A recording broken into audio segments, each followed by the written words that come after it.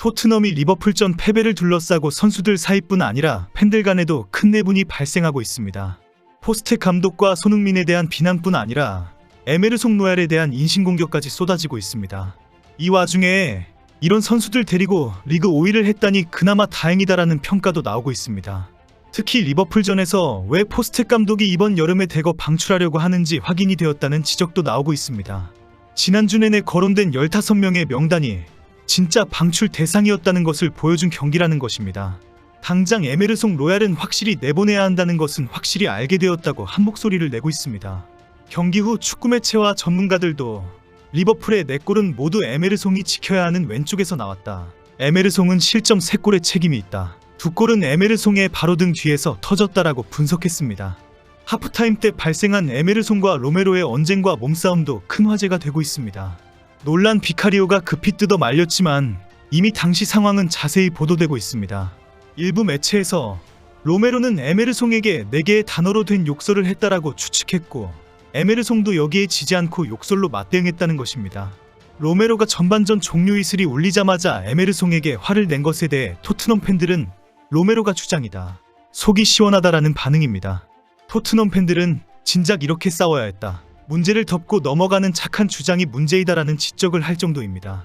축구 매체들은 에메르송은 공을 지켜만 보다가 등 뒤에 있는 살라에게 첫 실점을 내줬다. 그는 살라를 상대하며 정말 힘든 하루를 보냈다라고 평가했습니다. 풋볼 런던은 중요한 순간 공 소유권을 잃어버렸는데 이는 토트넘의 3번째 실점으로 이어졌다라고 지적했습니다. 에메르송이 제대로 수비를 했거나 우도지가 나왔다면 실점 3개는 나오지 않았을 것이고 경기도 끌려가지 않았을 것이라는 분석이 많았습니다.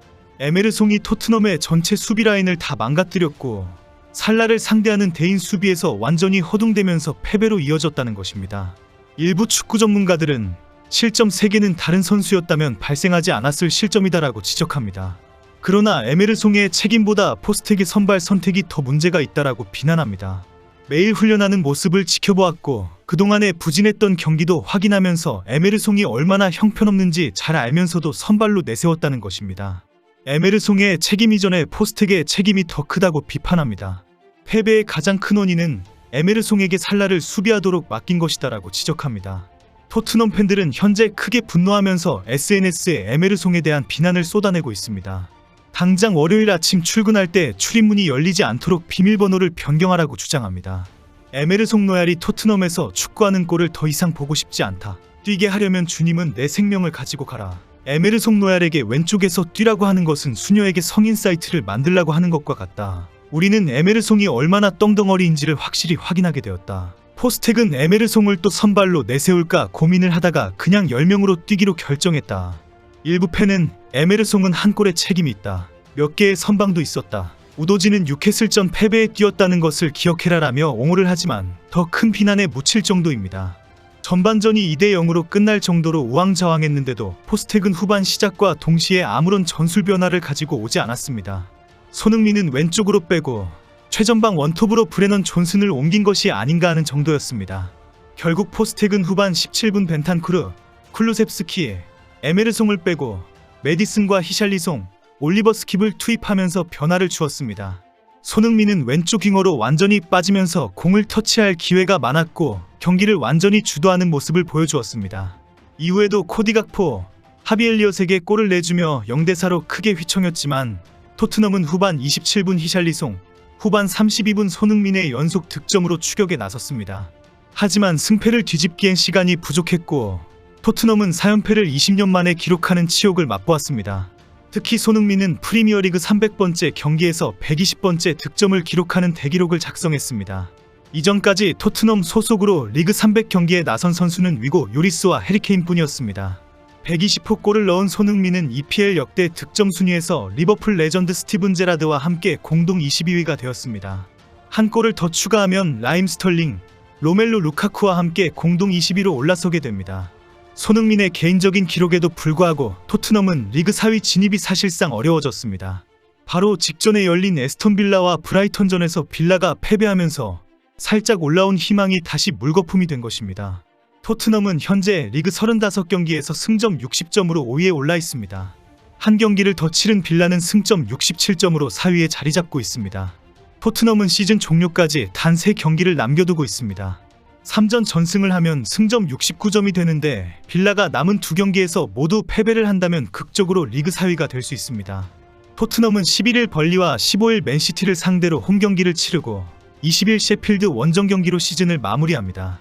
우승 경쟁을 하고 있는 맨시티를 상대로 승리를 하기가 쉽지 않은 상황입니다.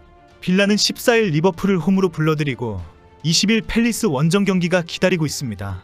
토트넘이 전승을 하기도 어려운 판에 빌라가 리그 14위 팰리스에게 패배를 하기를 기다려야 하는 상황입니다. 결국 영국 현지에서는 토트넘의 리그 4위는 불가능해졌다라고 보도하고 있습니다. 이런 상황에 이번 시즌 리그 5위 성적은 대단한 것이다라는 평가가 나오고 있습니다. 오늘 영국 BBC는 리버풀전 패배를 전하면서 케인이 없는 토트넘이 순위표에서 5위에 오른 것은 실제 아주 좋은 성적을 내었다고 평가할 수 있다라고 주장했습니다. 다만 토트넘이 시즌 첫 10경기에서 8승 2무를 기록하며 승점 26점으로 리그 선두에 오른 것 때문에 극적인 쇠퇴로 보이고 있다라고 지적했습니다. 결국 그 성적 때문에 포스텍 감독을 향한 기대가 너무 높았다는 것입니다. 이제 토트넘 팬들은 포스텍 감독이 놀라운 마법의 지도력을 계속 발휘해야 하고 손흥민은 여전히 혼자서 다 책임지기를 기대하게 되었다는 것입니다. 손흥민이 주장으로서 놀라운 리더십을 발휘하고 이번 시즌 16골 9도움을 했는데도 엄청난 질타를 하는 아주 이상한 상황이라는 것입니다. 현재 토트넘이 리그 5위로 시즌을 마친다면 지난 시즌의 리버풀과 같은 성적이 되는 것입니다. 토트넘은 지난해 8위보다 3계단이 상승한 성적입니다. 최근 5년 중 2번째로 높은 성적입니다. 토트넘은 프리미어리그 출범 이후 2009년까지는 4위 안에 들어본 적이 없습니다. 최근 15년 동안 10위권 박순위가 무려 9차례가 넘었던 팀입니다. 손흥민은 전반전에 특별한 활약을 하지 못했다는 평가를 받았습니다. 그러나 경기의 주도권을 완전히 빼앗긴 상황에서 손흥민뿐 아니라 모든 선수들이 제대로 패스도 못하고 공간을 만들지도 못했습니다. 리버풀은 또 토트넘이 패스 실수를 할 거야 라고 기다리면서 턴오버 기회만 잡아갔습니다. 손흥민은 집중 마크로 중앙에 고립되어 3-4명의 수비수에 에워싸이는 모습이 계속 나왔습니다. 손흥민에게 공이 가는 순간 우르르 덤벼드는 수비수로 손흥민도 계속 공을 빼앗겼습니다. 경기 후 손흥민은 시즌 초반 모습을 기대하는 팬들에게 사과했습니다. 시즌 초반에는 모든 게 잘 풀렸고 모두가 함께했고 모두 즐거웠고 다들 우리의 경기를 보고 싶어 했다. 주장으로서 나도 충분히 제 역할은 하지 못했다고 고개를 숙였습니다. 매우 어려운 상황을 맞았다. 우린 그걸 마주해야 하고 더 나아지고 강해져야 한다라고 말했습니다. 포스텍이 직접 여름 이적 기간에 급격한 변화가 있다라는 경고대로 토트넘이 변화되기를 기대합니다. 지금 이름이 오르내리고 있는 에메르송 로얄 등 10여 명이 모두 나가고 제대로 된 선수들이 대거 영입되기를 기대합니다.